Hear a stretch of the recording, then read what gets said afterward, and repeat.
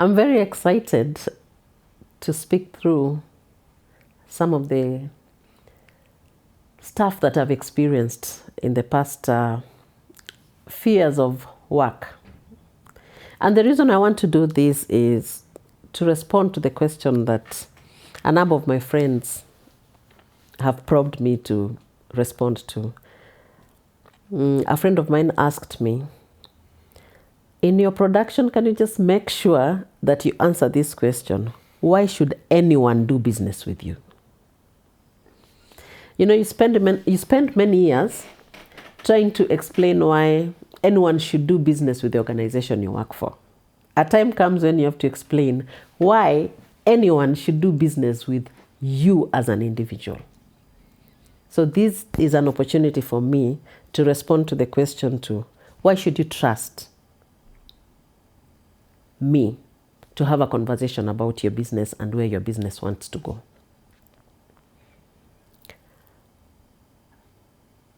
I started working at the age of 18 in some little outfit in Kisii Town, pharmacy, selling medicines. So I started selling pretty early in my life, and I'm very good at selling. To the point that when I was in the university, I think that was in my early 20s, I started working for the first internet service provider, Africa Online. It used to be a tiny little office somewhere on Union Towers. We called it the Matchbox. I think that time we were with two great people. That was Aisi Makatiani and Amolo Ngweno.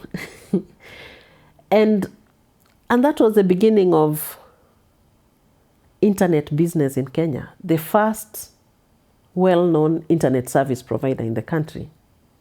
And there I was speaking to customers who had never seen a computer.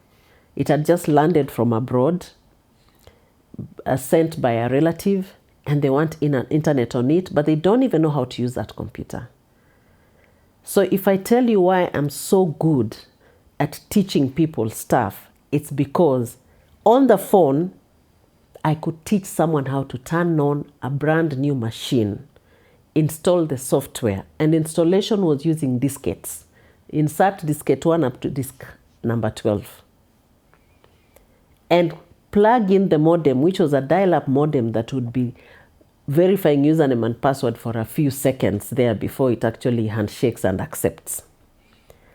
So at a very early age, my mind was taught on how to perceive what the customer is going through, explain to them on how to do the journey to the point that they get the good experience that they were expecting. And that is just one of the skills that I have used over the years and I have become very good at. But let's see, market understanding. I understand this market in terms of technology like the back of my hand.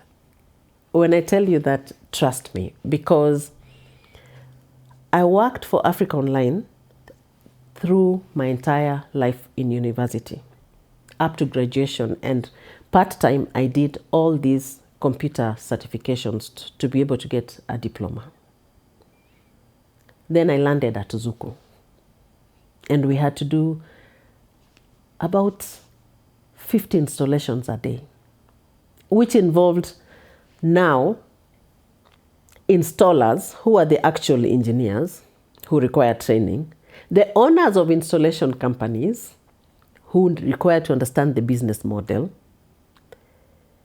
and the owners of the internet connectivity who might unleash the dogs on you when you're going to do the installation, and the system administrators whose servers could be up or down depending on what day it is and how things are working on that day. Having the ability to coordinate all that as a general manager responsible for service delivery, all the way from selling to implementation, was a game changer for me. By the time Safaricom was asking me to join them to transform the data business, I walked into an organization where people had become such experts in selling voice. They sold the voice solution to the point that if a Kenyan had 50 shillings and they had to make a choice between buying airtime and soap for showering, they'd buy airtime. And now there I was. I remember receiving my first targets, which was move the business from 27 million shillings a month to about 50 million shillings a month. And I sat back and asked myself, how am I going to double the revenue within 30 days? And I began by understanding the business itself. Going back to why you should work with me, this is the reason. I looked at the way the business was structured at that time. And I remember Michael Joseph said that he does not understand why we are not able to sell internet connectivity to Kenyans. And I said to him, I think I know the problem.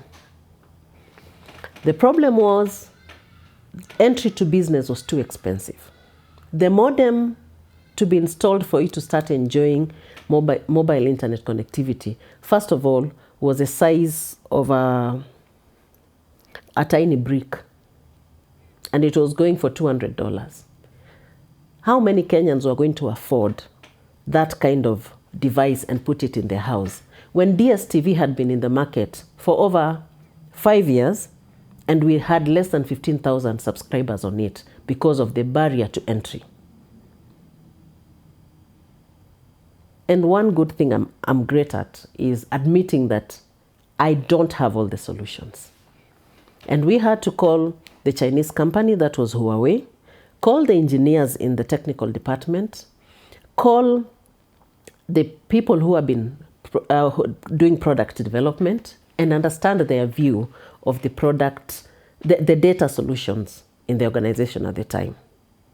And their view was very accurate. It's an exotic solution, it's expensive, it is premium. And we needed to change that narrative. And from a marketing perspective, you have to change that completely. Change it to the point that by the time we were launching the modem that transformed our revenues, it was not $200. The modem was 5,000 Kenya shillings. The size of that modem had moved from the size of a mini brick to a tiny USB flash disk kind of thing. And the name had moved from GPRS to Bambanet. I remember that day very well when we presented with the creative agency, Bambanet. And Michael Joseph was like, what the hell is Bambanet? And I said, the benefit of being new in an organization. The benefit of being new in an organization is you can make mistakes. And you can be forgiven because they believe you're bringing more.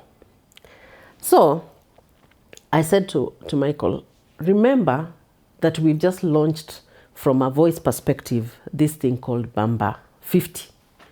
And people are buying it like tomatoes every day.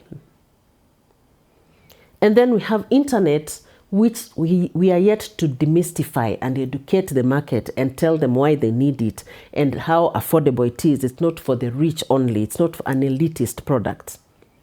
So if we take Bamba, we take internet, tunaweza kubamba watu. So we called it Bambanet. And the rest was history. We moved from 27 million to more than 100 million a month.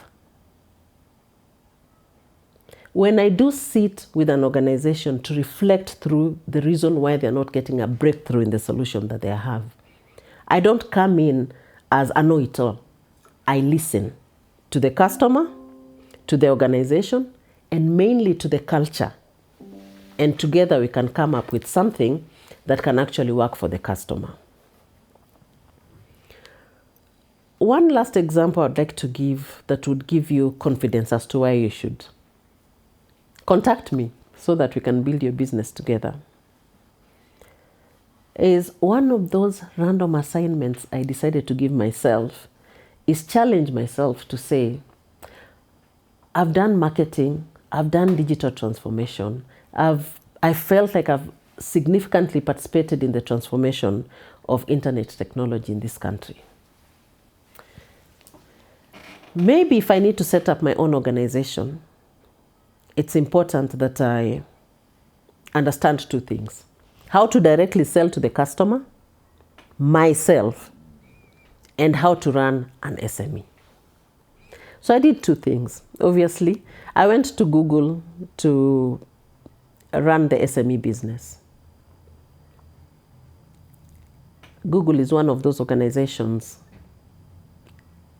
that will teach you how to unlearn everything you know, learn it afresh, and relearn again and again.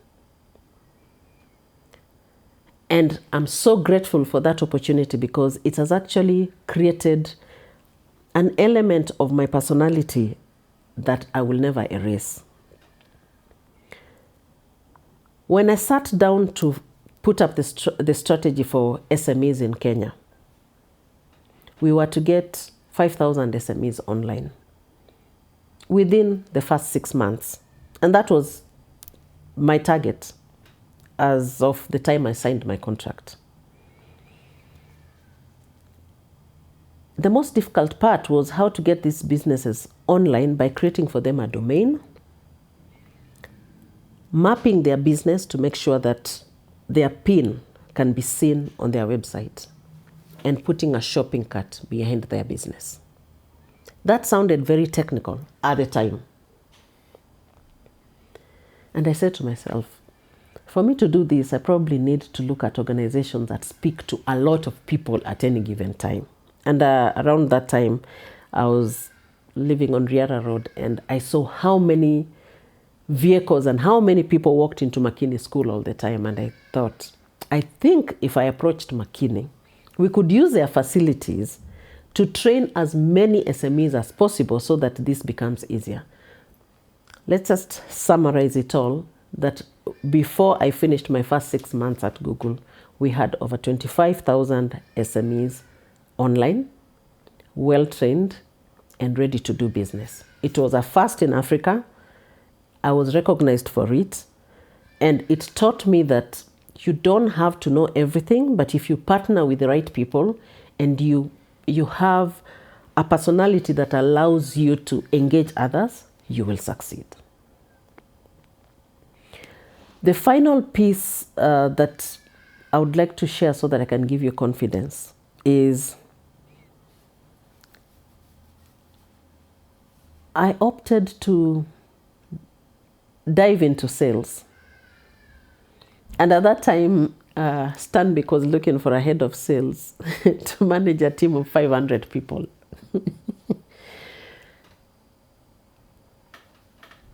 I think having left Google, where you're your own boss, you can operate from your house, you can take phone calls at the airport, you can take your calls with your metrics in a taxi, you can be in your shamba in Ugenya, watering your avocado and still have a discussion about your weekly targets. I walked into the banking industry. Oh my God. And I had this bunch of 500 youngsters reporting to me. And my office used to be facing Nation Center. And in Nation Center, they also had a team of so many people who were selling space. And I said to myself, I'm so used to working alone and working with senior people and putting together strategies. This looks like there is no strategy here that I'm going to be pitching. But I sat with the teams and I told them what I know and what I don't know. And they told me what they know and what they don't know.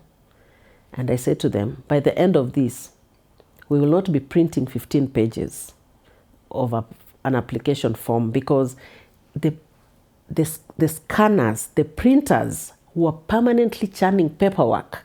And that was half the time that the sellers were using. And they were on commissions. So I figured out I'll just do two things.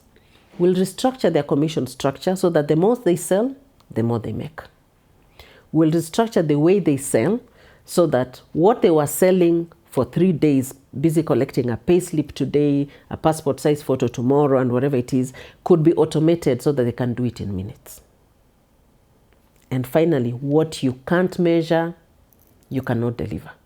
So we were to create a daily transparent dashboard that was on the screen every day to show how you're doing. Just putting those 3 things in place changed everything. It was just a matter of time. More than 60% of the loans that were coming into the bank were coming from that team. By the time I left, a lot of the people who sit in the branches today are from that team, and they are the top sellers in the banking industry.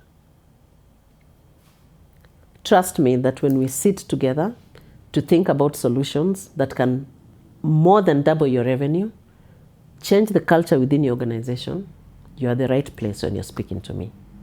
Thank you.